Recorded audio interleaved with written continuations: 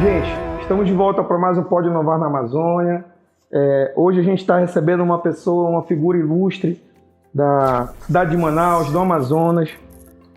Geralmente a gente deixa o convidado se apresentar, mas hoje o nosso convidado ele requer essas honras da casa, vamos dizer assim. Então vamos lá, o nosso convidado de hoje nasceu em Manaus, é filho do Morro da Liberdade, onde possui uma forte conexão com a comunidade e a cultura local. Foi um dos fundadores da escola de samba Reino Unido, na qual se dedicou e se dedica ainda, né, boa parte da vida. Na década de 80 atuou no polo industrial, em grandes empresas. Nos anos 90 iniciou a sua carreira como vereador de Manaus, como político, né? Foi vice-prefeito, presidente da Câmara por 2 vezes, atuou em vários órgãos públicos, foi deputado estadual, vice-governador, deputado federal e atualmente é o superintendente da Zona Franca de Manaus. Ufa, Bosco Saraiva. Ainda fui secretário de obras. Tá faltando ainda. Do município 2 vezes secretário de segurança. Eu vou puxar a orelha da produtora depois. Meu irmão, seja muito bem-vindo ao Pode Inovar na Amazônia. Bom estar aqui com você nessa oportunidade aqui no podcast. Legal. Tá, seja muito bem-vindo. Gente, a gente vai falar muito de Zona Franca de Manaus, né? A gente está com a pessoa certa, né? E eu espero que a gente faça uma entrevista que agregue muito a vocês, que tirem as dúvidas do que a Zona Franca realmente é e da onde ela pode chegar, né? E um pouco, o Bosco com certeza vai contar um pouco do histórico, das novidades, enfim.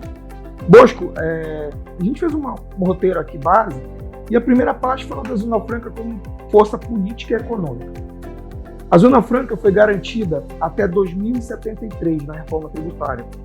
Qual é o peso dessa vitória política para a região, Bosco? Cara, é inimaginável. Quem mensurar isso vai blefar, porque não se sabe dimensionar ainda o que a nossa bancada fez de positivo para as futuras gerações da Amazônia.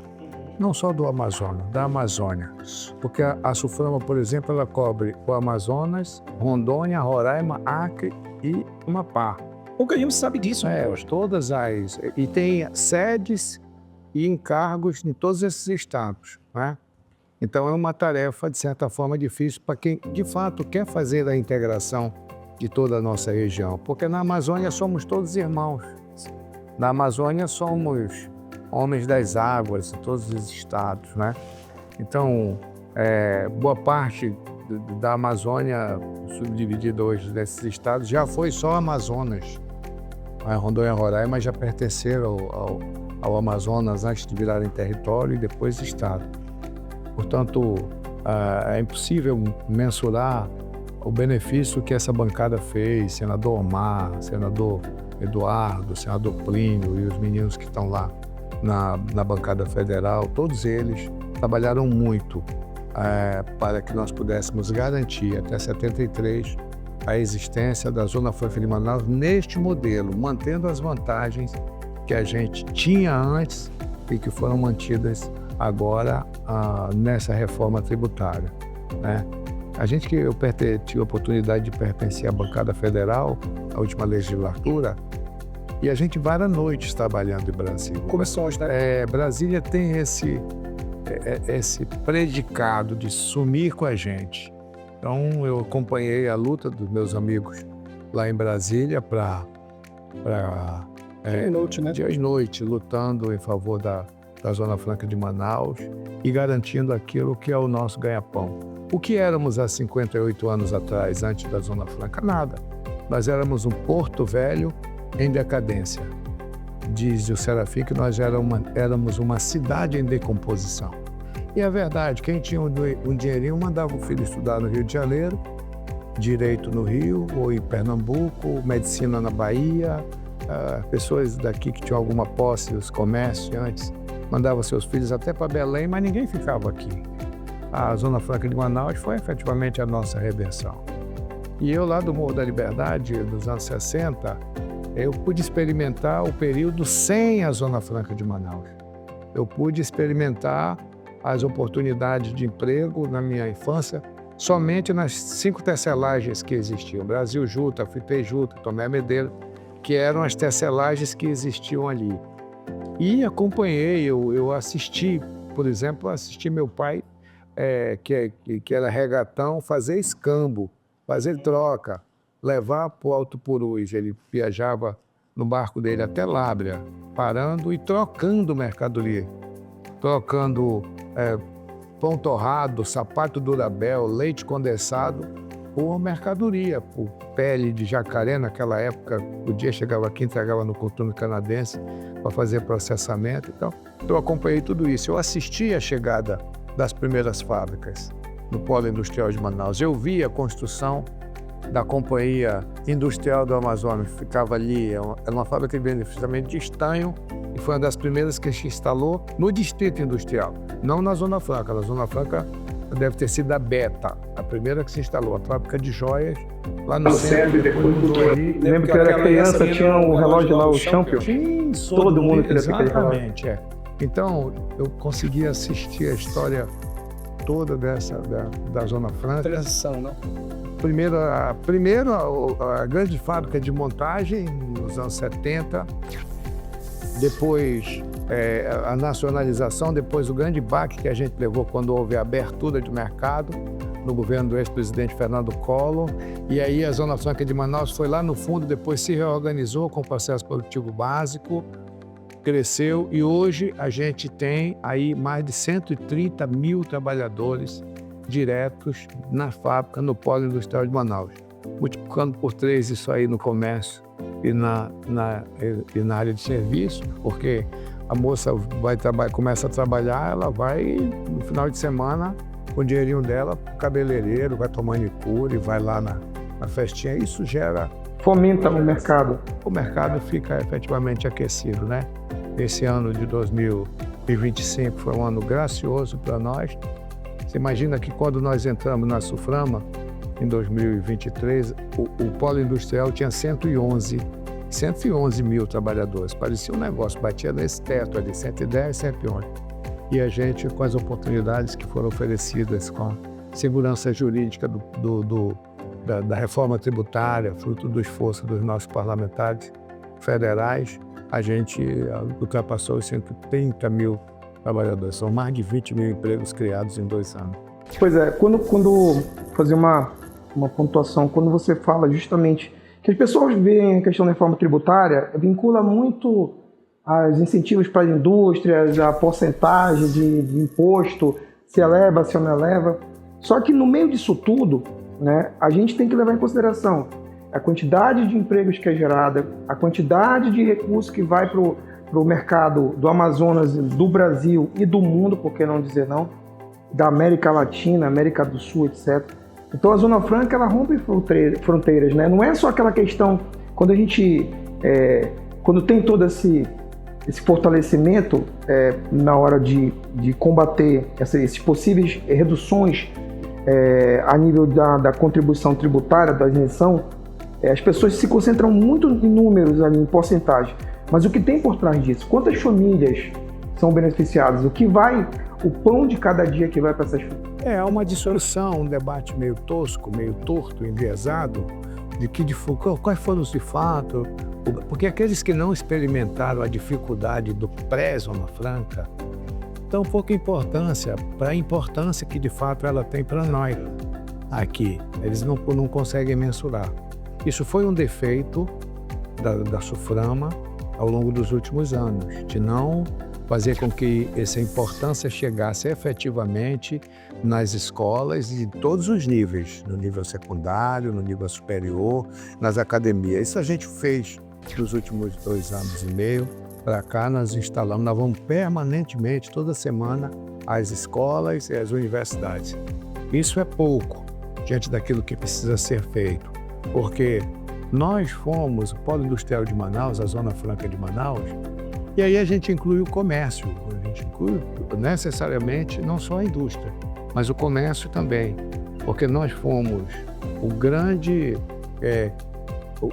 mentor, o grande propulsor da conservação da floresta amazônica. Foi o Polo Industrial de Manaus. Se você olhar o mapa de 70, quem teve a Zona Franca e quem não teve, você vê onde teve a degradação, aqui não. E esse valor que tem a Zona Franca dentro do contexto do interesse planetário Ele Sustentabilidade. não há nenhuma cúpula mundial que seja feita, que tenha sido feita nos últimos anos, que não discuta o meio ambiente. Quando discute o meio ambiente, vem para a mesa em qualquer local do mundo, do planeta, na China, seja na Ásia, no Oriente Médio, na América, na Europa, vem para a mesa a Amazônia. A Amazônia, com seu epicentro, é no Amazonas. E o Amazonas foi quem conservou melhor, por causa exatamente da Zona Franca de Manaus. Então, a manutenção deste modelo pelos próximos 50 anos faz a gente voltar lá para tentar chutar uma medida daquela primeira pergunta que você fez. O que vale isso? Eu não sei dizer e me arvoro na minha santa ignorância de achar que quem for botar isso no papel para medir vai quebrar a cara, porque é imensurável a importância da Zona Franca para o mundo inteiro. Eu tinha uma pergunta aqui, mas eu acho que você até já... Aliás, são duas. Quais foram os bastidores e articulações políticas mais marcantes no processo? Sofreram. É um conjunto, Afonso, muito grande de esforço que foi feito. Eu acompanhei a luta dos meus amigos. Eu sou testemunha. E uma testemunha que sabe a dimensão da luta deles, porque eu vivi lá, né? Em anos difíceis. De 19 a 22, os anos da Zona Franca de Manaus foram muito difíceis. Em 22, nós tivemos que ingressar com ação direta de inconstitucionalidade para manter a Zona Franca viva. Véspera do Carnaval, fevereiro, o decreto do IPI, que acabou com os nossos incentivos e que fecharia a Zona Franca de Manaus. Houve a necessidade, e eu tive a graça de estar em Brasília, e até hoje eu agradeço ao presidente Paulinho da força que, à época, o Solidariedade me abrigava. Eu estava no Solidariedade, pedi a ele que o partido assinasse a ação direta de inconstitucionalidade. E ele se prontificou, fez esse favor ao Amazonas, a todos nós, e nós conseguimos a liminar que manteve os nossos incentivos. E depois veio o presidente Lula, e aí uma determinação do presidente Lula de que os nossos incentivos fossem mantidos facilitou o trabalho da nossa bancada. Mas teve o trabalho técnico, teve a articulação, teve o cuidado com cada vírgula, porque na lei é o que está escrito, a regra que está escrita. O que eu consigo ver é que, por mais divergência política que tenha, né,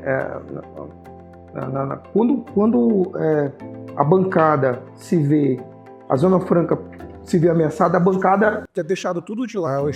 Como se fosse um time, né? Aí sempre assim. Veste a bandeira do Amazonas e vai. Sempre foi assim, exatamente. Toda vez que tocam na Zona Franca, as divergências ficam de lado. Não é desta legislatura. Desde muito antes, desde o senador Bernardo Cabral, ainda deputado, quando pela primeira vez colocou a nossa Zona Franca na Constituição, ele lutou muito. O deputado Francisco Pereira da Silva, em 1950. Nós ficamos de 20 a 50 tentando ver o que a gente fazia. Teve um deputado chamado Francisco Pereira da Silva, que é o Pereirinha, que dá nome à praça a Bola da Suframa. Ele entrou com um projeto de lei no Congresso Nacional criando Porto Franco de Manaus, 1950. Tramitou durante 6 anos no Congresso Nacional, ainda no Rio de Janeiro, e foi aprovado, já com as modificações. Não, foi aprovado 50, depois já era o presidente Juscelino Kubitschek, foi quem assinou a Zona Franca em 57. é a cara do Juscelino, né? O jeito que Exatamente, o pensamento que ele em 57. não tinha um presidente mais perfeito para a seleção. Ficou dormindo no porto de Manaus, no armazém do porto. A Zona Franca dormitou durante 10 anos. E só em 67 ela assumiu este modelo que a gente tem hoje, que foi um modelo de atração, com a proibição de se fabricar carro de passeio, fabricar bebida alcoólica, fabricar cigarros, algumas proibições que a gente não pode fazer aqui na Zona Franca. E abrindo para que ela pudesse fabricar os bens de consumo para que a gente deixasse de importar. A Zona Franca nasceu e ela existe para abastecer o mercado nacional. Nós é que estamos avançando para exportações para o exterior. É o caso do polo de 2 rodas, que é quem mais exporta. Então, ali, você vê que a luta do deputado Pereirinha essa luta precisa ser de conhecimento de cada estudante, porque não se defende o que não se conhece.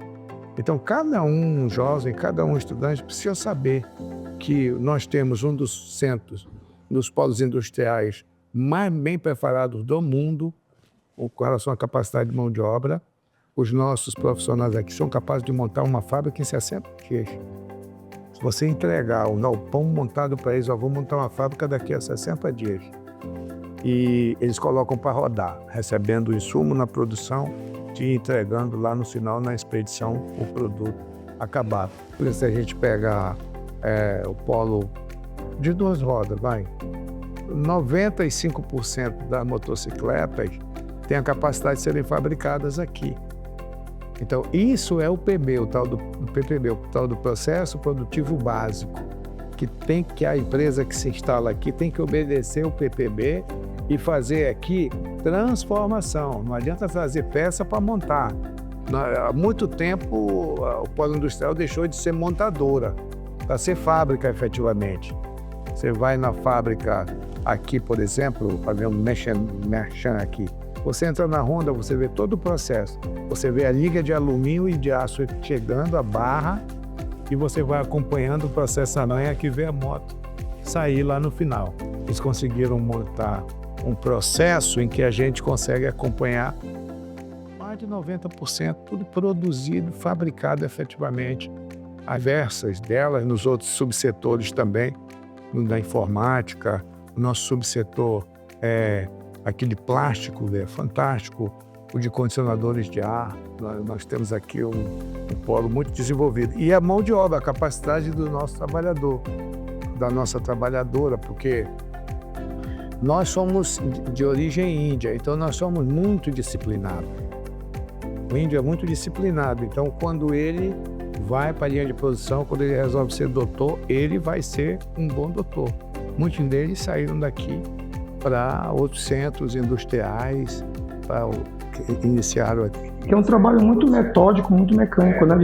Repetitivo, né? Graças da nossa lei de informática, da Zona Franca de Manaus, que existirá até 2073, portanto ela tem décadas pela frente, nós precisamos ter muito cuidado com ela, porque essa é a nova semente da seringueira. Ela não pode sair daqui.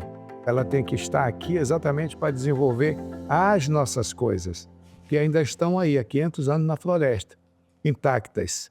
O que se sabe aqui de farmácia é que o índio desenvolveu nos 10 anos, nos 10 mil anos que ele está aqui. O que se sabe, ele começou a olhar o porco do mato brigar e depois de ferido, caititu e se espregar no pau, e ele ficou anos olhando aquilo lá e descobriu que aquilo ali é um antibiótico, é andiroba. Então passa na ferida que vai sarar. Foi o índio que viu. Então nós temos hoje a capacidade de desenvolver cientificamente, transformar isso em um bem para a humanidade. Isso está tudo aí para que as novas gerações possam usufruir com trabalho, com dedicação, com muita pesquisa. E graças a Deus, o legislador nos deu essa oportunidade de ter recursos suficientes, institutos em quantidade, na Amazônia inteira. Deixa eu te fazer uma pergunta, vou te fazer uma interrupção, você vai entender. Próxima pergunta é exatamente isso. Como a SUFRAMA dialoga com o governo estadual, com prefeitura e federal em conjuntos? E quais são os maiores desafios de manter convergência política em torno da defesa da Zona Franca? Eu acho que aí entra todo esse suporte que você estava falando dos legisladores e também dos majoritários, não é? Isso tem muito a ver com quem está na frente desses organismos. Eu vou te dizer que, por exemplo, eu não tenho divergência, muito pelo contrário, um grande amigo que está lá na Secretaria de Desenvolvimento do Governo, que é o Serafim Correia, né? Os meninos que estão também trabalhando na Prefeitura, não tenho nenhum problema, ao contrário disso. Na Câmara Municipal, na Assembleia Legislativa, já fui algumas vezes a esse parlamento falar com eles para que atentem para essas coisas, porque eu estou passando lá pela SUFRAMA, não sou técnico de lá. Tomei a iniciativa de colocar eles aqui do lado e ir nas fábricas. Foram mais de 200 fábricas visitadas já nesses anos que a gente está à frente. Levar o burocrata, o técnico, o garoto que passou no concurso, inteligentíssimo, passou no concurso, é servidor da Suprama, para ver o chão de fábrica, para ver o que resultou a aprovação ou rejeição daquele projeto que ele se manifestou, para ele ter a dimensão prática do que é. Eu tenho a graça de ter trabalhado 10 anos no Polo Industrial. Então, de 80 a 90, como técnico eletrônico, eu percorri 3 fábricas e todos os setores. Saí de lá subgerente de recursos humanos. Então, durante 10 anos, eu pude exatamente desenvolver a atividade dentro da fábrica. Tem uma verdadeira dimensão da importância do emprego, de quanto foi importante para mim a existência daquela vaga de trabalho, né? Imagina, um garoto que tinha saído da escola técnica lá do Morro da Liberdade, eu comprei um Opala e um apartamento. Então estava bem de vida demais. Inventei, junto com meus amigos lá do Morro, uma escola de samba. E aí, tudo de bom. A convergência das políticas em favor da Zona Franca de Manaus acontece porque ela é do interesse de todos. A conversa permanente, sem barreiras, de forma simples, no sentido de que a gente avance bastante, defende de cada um que está no posto, se despide de qualquer tipo de vaidade. Repare bem, nós temos desafios a enfrentar no futuro. Nós temos um estudo feito pelo Centro das Indústrias, pela Federação das Indústrias e pela Associação de Recursos Humanos. Nós vamos precisar, nos próximos 3 anos, para suprir o polo industrial, só o polo industrial de Manaus, de 2.500 engenheiros industriais, químico, de produção, de TI e tal. E 3.600 técnicos para abastecer a indústria. Qual é o risco que nós corremos se a gente não prestar atenção nisso e continuar investindo em formação de outros setores superiores ou de nível médio que não sejam para atender o polo industrial? Há pouco eu dei para você o nível de crescimento de mão de obra, a quantidade de empresas que chegam a cada mês para se instalar aqui em função da reforma tributária e das garantias que elas têm. Que o investidor hoje olha aqui, 58 anos depois, ele vê e diz: agora estou na Constituição, vou para lá, vou investir. Tem uma segurança jurídica, né? A segurança está mantida na Constituição, então não tem como dar ré nisso. Portanto, a nossa preocupação precisa olhar para frente e agregar todas as unidades superiores, privadas e públicas, para que a gente foque no que nós temos para preencher as vagas que a gente tem para preencher, que são exatamente as vagas da indústria. Bosco, aqui tem uma pergunta que eu coloquei até, que é SP, São Paulo, né? Quais são hoje os maiores desafios? Há setores no Brasil que ainda questionam a relevância da Zona Franca de Manaus. Como o senhor responde a essas críticas?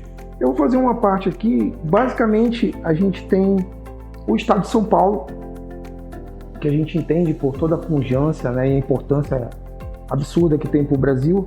Mas assim, como você falou, isso está garantido, isso tem uma história, tem um retorno, né? Então, eu acho que os estados têm que saber um pouco, né, respeitar o limite de cada um. Como que funciona essa eterna briga Amazonas e São Paulo, Bosco? Nós, na verdade, temos que fazer o nosso trabalho, né? Não importa qual é o outro estado da federação que está produzindo, são irmãos brasileiros. Quem veio para cá fundar a nova indústria foram irmãos paulistas. Em 70, quem veio para cá deixou a Avenida Paulista e veio por se embrenhar em Manaus foi seu Matias Maquilini na Sharp, foi seu Afonso Renel com a sua SEMP, foi seu Eugênio Staub com a CCE. Eles eram o quê? Amazonenses? Não, eles eram brasileiros de São Paulo. Então eles vieram para cá e estabeleceram aqui num tempo em que, para chegar em Manaus, precisava fazer escala em Belém. Num tempo em que o hospital que nós tínhamos aqui era o Getúlio Vargas. O hospital de criança só tinha um aqui, que era o Dr. Fajardo. Num tempo em que as escolas eram poucas e que a universidade era só uma, a UA. Depois é que se inventou a UTAM, que era um instituto de tecnologia para atender a formação de algumas profissões. Então, esses paulistas foram grandes brasileiros. Esses foram magnânimes. Eu sempre gosto de citar isso com relação a eles. Eles vieram para cá, os meninos, do seu pai de Daniel Feder, seu Yosef Feder, que veio montar de SMAC. Esses daí instalaram a nova indústria amazonense, se a gente considerar que a outra indústria foi a indústria da borracha, que era a partir do nosso látex.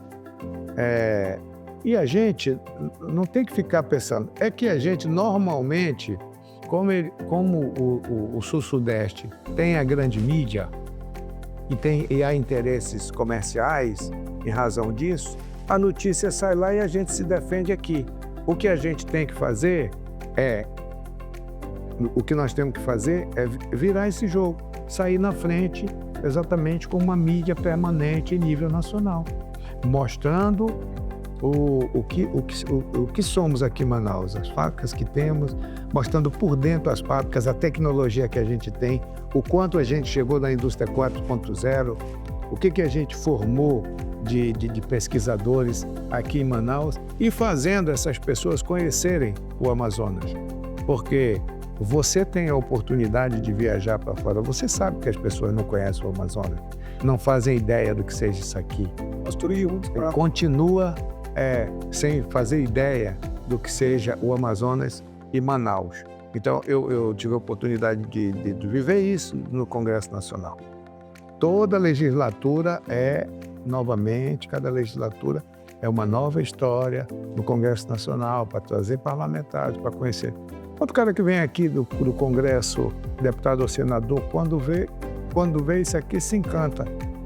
O cara não sabe que a gente mede a distância aqui por tempo, por hora ou por dia, naturalmente. Quantas horas, quantos quilômetros é daqui para Itacoatiara? Não sei não, eu sei que a gente passa 4 horas. Por quê? Porque a gente está acostumado a medir a distância pela quantidade de dias. Você diz, olha, eu vou sair daqui para ir para Tabatinga. Quanto tempo a gente leva? 8 dias. O quê? Quer dizer, ninguém acredita. Porque Sul-Sudeste a gente conhece ali, São Paulo, você está aqui mais tantos quilômetros, já está no outro município. Aqui você passa 2 dias para chegar no outro município, dentro do motor. Não é verdade? Então, nós somos de características únicas. Eu me orgulho muito disso, porque nós somos únicos. Bosco, é mais fácil a gente sair hoje de Manaus, pegar um avião e ir para Fort Lauderdale, nos Estados Unidos, 3 horas e 10 de azul, do que a gente ir para São Paulo. As pessoas não têm noção, né? Eu, como empresário, eu vivo um dilema muito grande quando a gente vai apresentar a empresa lá fora, porque a gente é questionado de capacidade tecnológica, de capacidade de execução. Aí eu abro a boca e geralmente falo, você conhece? Vou te falar 2 municípios. Já ouviu falar de São Gabriel da Cachoeira e Tabatinga?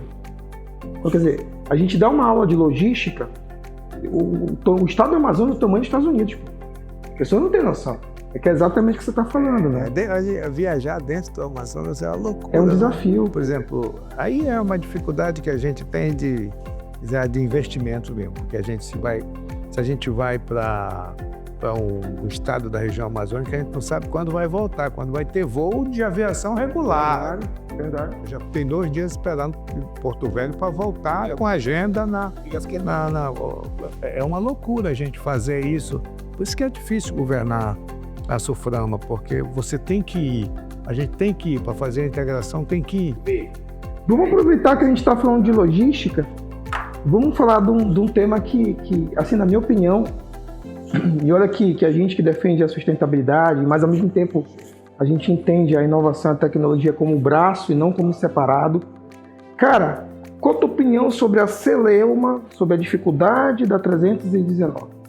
Será que, Bosco, que essa dificuldade que vem a nível nacional para cá é justamente o medo para que se o Amazonas se conecte ao Brasil de forma mais rápida, mais barata, mais viável que a terrestre, ele já tenha a Zona Franca de Manaus, ele cresça e tenha um poder de, vamos dizer, concorrência maior do que alguns estados do Sudeste? A Juricaba se revoltou contra o pai porque o pai começou a fazer negócio com os portugueses. E o pai permitia que os portugueses fizessem razias e fossem nas tribos que ele não gostava para capturar os índios e levar para Belém para ser escravizado, para ir para o trabalho. E a Juricaba, muito jovem, não admitia aquilo. O pai morreu, ele com 20 anos assumiu a tribo dos Manaós, do Rio Negro. Falou: aqui quem manda somos nós. Aqui não tem europeu. Aqui quem é europeu que passar aqui, nós vamos passar o rodo. Não vai ficar, não vai usar nossas mulheres, não vai levar, a nossa cultura é a nossa. Esse foi o grande Juricaba. O pessoal que governava nossa região, lá de Belém, soube: olha, tem um índio metido a rei do pedaço. Tem que ir lá ver o que ele está fazendo. O cara disse: não, deixa que eu vou lá, converso com ele e a gente vai resolver essa situação. E veio para Manaus o padre para conversar com a Juricaba. Os holandeses já estavam aqui do lado.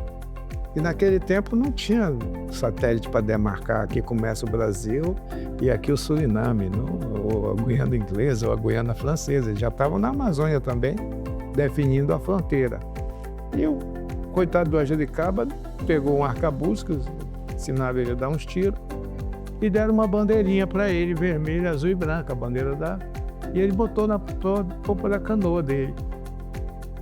O padre veio, olhou e ele disse: não, falou a história dele. Não, essa terra é nossa, pois os nossos ancestrais.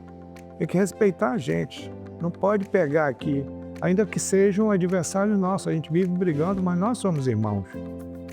Nós somos o dono da terra. E nós não admitimos aqui não, isso aqui é nosso.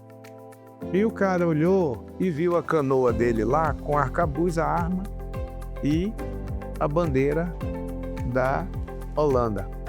Voltou para ele e disse: olha, o cara tá fechado com os holandeses. Coitado, ele tinha botado um enfeite. Vieram para cá 30 mil soldados, atiraram, mataram o índio à beça, agarraram a Juricaba com os companheiros deles, meteram numa canoa para levar para julgar em Belém. E quando chegou aqui no porto, ele se jogou na água, virou a lenda, não se entregou. Ele falou: morro, mas não vou ser escravizado, tampouco vou ser levado para Portugal. Ele levava para Portugal, virou o grande pai do Amazonas, que foi o índio Juricaba. Exatamente esse espírito que a gente efetivamente precisa carregar. Com relação a 319. Desde lá ao olhar europeu em cima das nossas riquezas, Afonso. Quais foram das nossas riquezas, dos nossos minérios, que a gente industrializou e se beneficiou disso nos 500 anos de existência do Brasil? Qual? Nenhum. Está tudo aqui, como há 500 anos. E isso aqui, aos olhos europeus, é a reserva do planeta. E a gente não brinque com esse tema. As pessoas fogem desse tema. A gente não brinque com esse tema de invasões, de domínio, porque essas coisas de dominar o território vêm desde o início da humanidade, que a gente conhece no livro. E ela está acontecendo aí. Está acontecendo com frequência. Esse é meu, isso aqui pertenceu a mim durante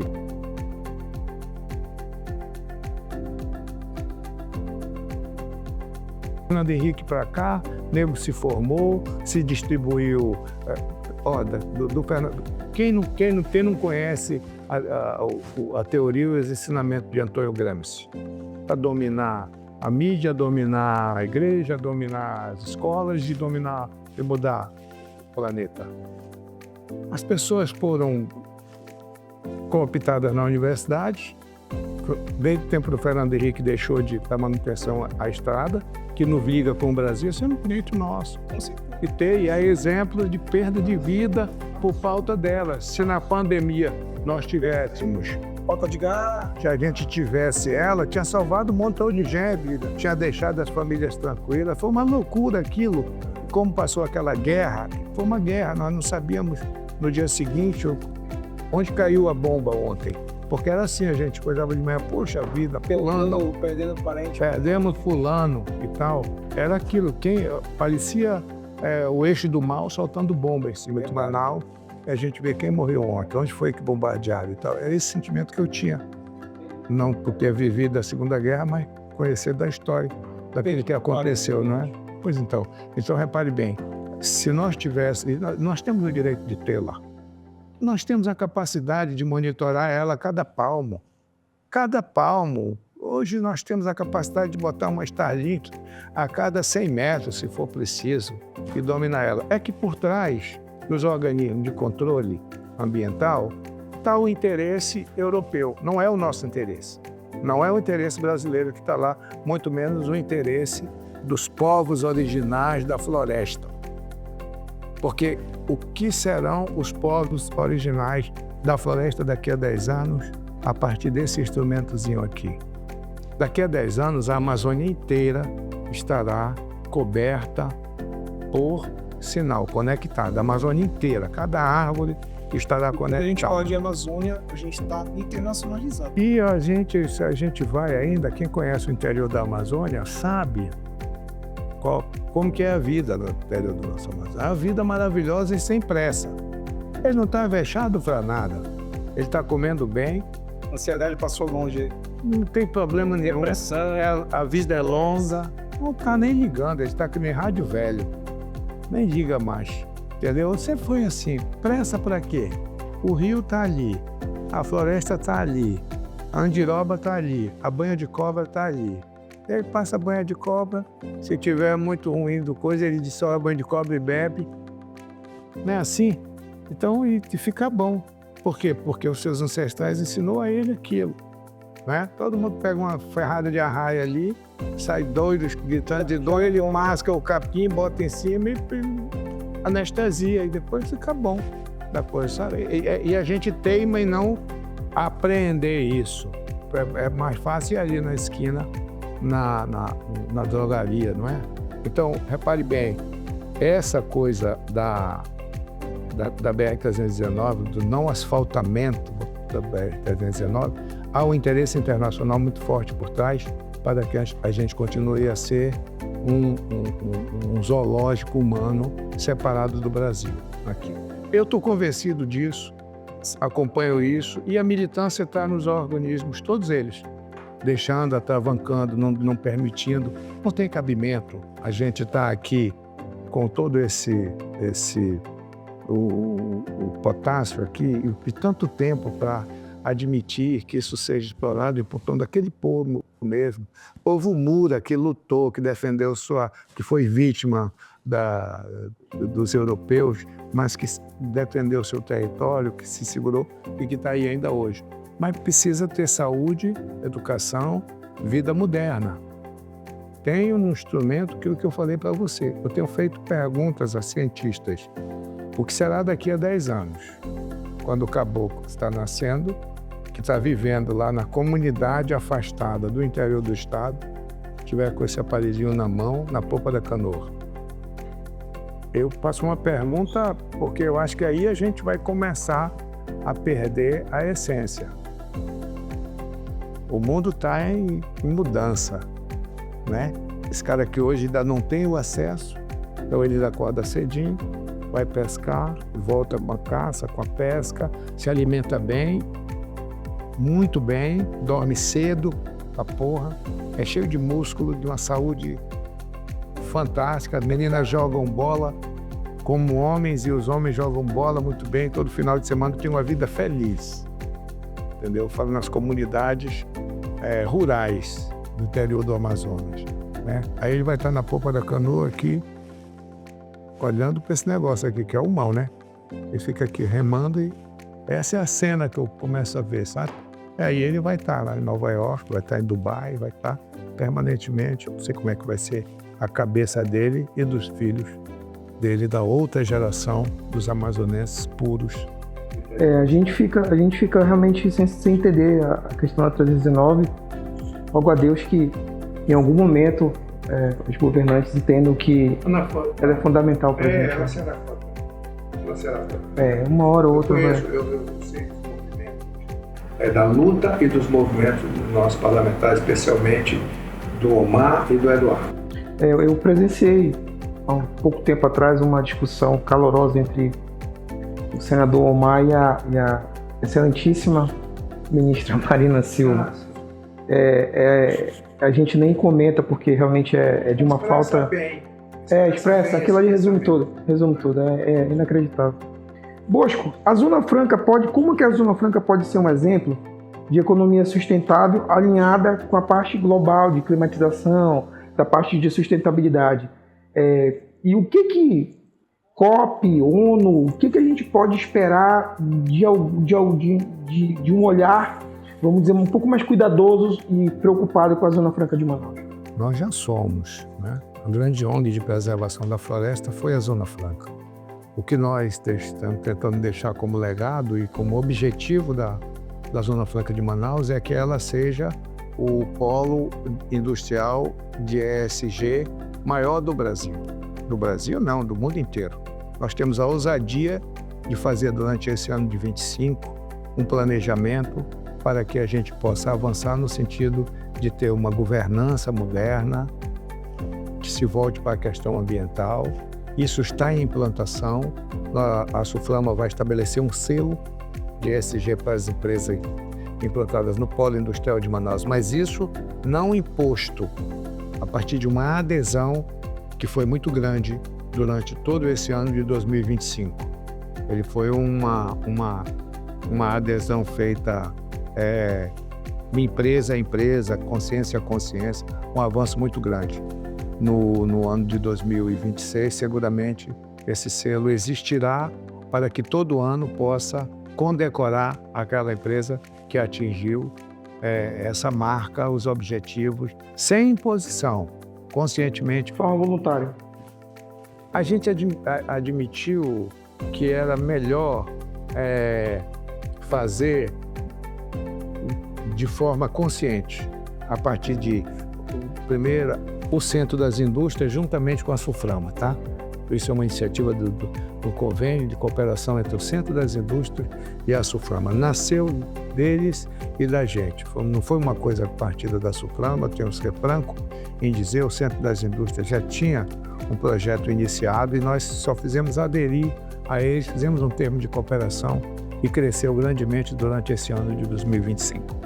O Bosco, qual é o papel da Suframa para atrair novos investimentos em setores além do eletroeletrônico, como bioeconomia, fármacos e energias renováveis? Nós temos participado de uma forma geral em todas as feiras. Há 2 anos, a Suframa participa em todas as feiras nacionais e internacionais que a gente pode, de forma possível, ir, né?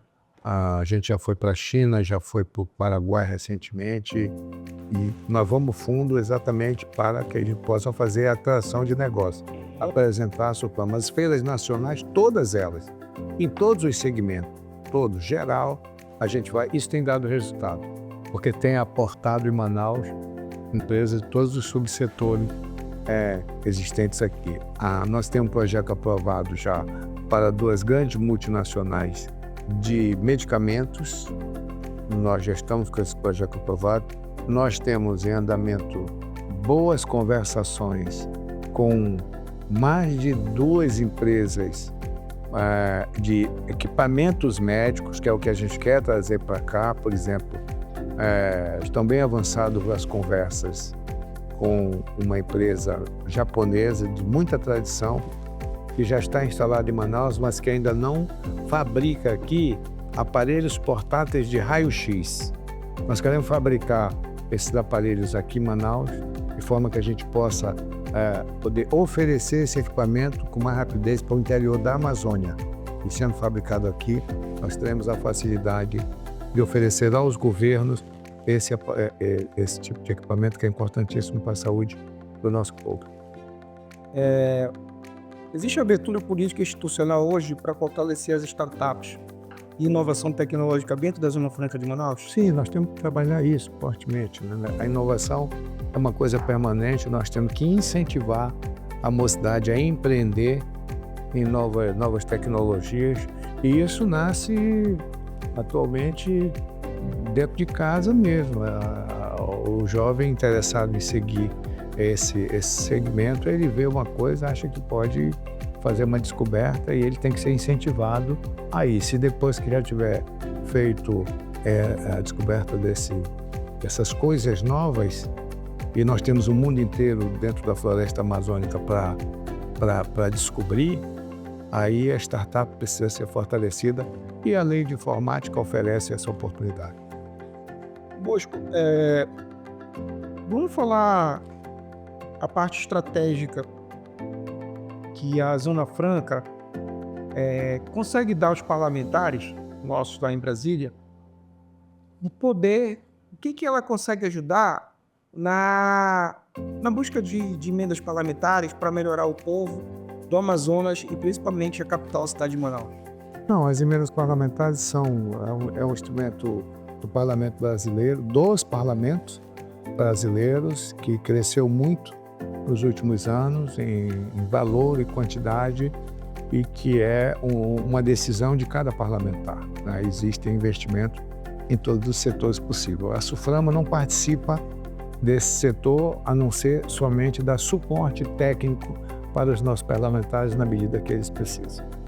Bosco, o Brasil discute cada vez mais a importância da Amazônia no mundo, né? Como é que você vê o papel do Amazonas nesse tabuleiro político-econômico a nível nacional e internacional? Capitanear esse debate. Quem tem que capitanear esse debate é o Amazonas. Quem tem que falar de preservação de meio ambiente é o Amazonas. Quem sabe falar de preservação ambiental, de manutenção de florestas e rios, é o amazonense. Esse caboclo que está aqui e que está nesse momento defendendo e guardando os nossos altos rios. Esse cara é que sabe dar aula. Não é nenhuma universidade do mundo, não é nada disso, é a Universidade da Amazônia. E a Universidade da Amazônia está no dia a dia do caboclo. Tem uma história que eu não conhecia e que o Omar me contou. O Omar Aziz me contou. Os pesquisadores trouxeram o peixe-boi para reprodução em cativeiro e botaram lá no tanque. E passaram 1 ano, 2 anos, 3 anos, 4 anos. 5 anos depois, eles estavam chegando à conclusão de que o peixe-boi não copulava no cativeiro. E o caboclo que estava varrendo lá, o senhorzinho que varria, acompanhou a conversa final lá em torno daquele grupo de pesquisadores que estavam há anos acompanhando o dia a dia, anotando, fazendo anotações e chegando à conclusão que o peixe-boi não ia reproduzir em cativeiro. Aí, quando eles estavam para concluir a conversa, o varredorzinho, o senhorzinho lá da floresta, disse para eles: eu posso falar? Pode. Vocês têm que botar mais água no tanque, porque o peixe-boi não copula deitado, ele copula em pé. Essa é a ciência, esse é um cientista. Aí botaram mais águas, a reprodução de peixe-boi em cativeiro é natural. Só que tinha pouca água, não tinha como fazê-lo, não é? Então, esse saber que eu falei aqui nessa nossa conversa de milhares de anos é o que a gente tem para dar. E quem sabe dar aula sobre preservação da floresta amazônica são os amazonenses. Vamos falar um pouco de visão do futuro, Bosco. Se o senhor pudesse projetar Manaus e a Zona Franca para os próximos 10 a 20 anos, qual seria o teu cenário ideal, Bosco? Cara, eu sou um daqueles que eu ainda tenho mais de meio copo d'água aqui. Eu sou um otimista, sabe? Eu acredito na vida, acredito no nosso povo, acredito na boa intenção do homem. Eu acredito no homem do Amazonas, adoro os nossos trabalhadores, sou um fã incondicional e um lutador do polo industrial de Manaus. Acho que a gente deu passos significativos nesses últimos anos, aqui nos últimos 3 anos, no polo industrial de Manaus. Esses exemplos precisam ser ampliados, amplificados no Amazonas, em primeiro lugar, em Manaus, no Amazonas, na Amazônia e depois para o resto do Brasil, para que a gente passe efetivamente a ser respeitado. O cenário que eu gostaria de ver era o debate diário da Zona Franca nas academias e nas escolas. No dia que isso estiver acontecendo, estiver fervilhando, nós faremos acontecer de forma muito mais rápida. Porque este é um grande exemplo para o Brasil. A Zona Franca de Manaus nasce exatamente no período em que Deng Xiaoping instalava na China essa China que está aí. Foi exatamente ali, no final dos anos 60, início dos anos 70, que nasce Shenzhen, juntamente com a fundação da indústria da Zona Franca de Manaus. Eles são hoje os grandes desenvolvedores de tecnologia para o mundo inteiro. E nós estamos aqui também evoluindo. O cenário que eu vislumbro e que eu espero deixar uma ponta de visão estratégica nessa breve passagem pela SUFRAMA é o que a gente está escrevendo exatamente de sermos... A SUFRAMA tem como símbolo uma garça. Eu acho que devia ser uma águia. Voar alto e olhar, enxergar de longe. É isso que eu acho. Então, gente, Bosco, a gente está chegando ao final do nosso bate-papo. Bate-papo é rápido, né? Queria falar que, pessoal de casa, que a Zona Franca de Manaus tem uma música que eu gosto muito, chama Ponto de Lenha. Eu acho que é uma música que é a cara do Amazonas, é a cara de Manaus. Mas a Zona Franca, ela bate de frente com essa música. Porque tem aquela frase da música do Torrinho que fala assim: Ponto de Lenhas, tu nunca serás divertido. Não, Manaus quer ser divertido. Manaus quer ser uma cidade desenvolvida, uma cidade cada vez mais rica. Rica por cidade, rica por estrutura, rica por seres humanos que nela habitam, por seus manauaras, que tenham mais condições de saneamento, mais condições de vida, enfim. E a Zona Franca é muito importante para alavancar tudo isso. Meu amigo, eu queria te agradecer pela tua presença. E o nosso podcast está aberto aí para vocês. Obrigado, muito obrigado. Deus proteja a mãe dos deuses, nosso Manaus. Gente, como todo final de podcast a gente faz, a gente sempre lê uma passagem da Bíblia. Hoje a gente vai de Efésios, capítulo 5, versículo 9. Porque o fruto do Espírito está em toda a bondade e a justiça é verdade. Tchau, tchau.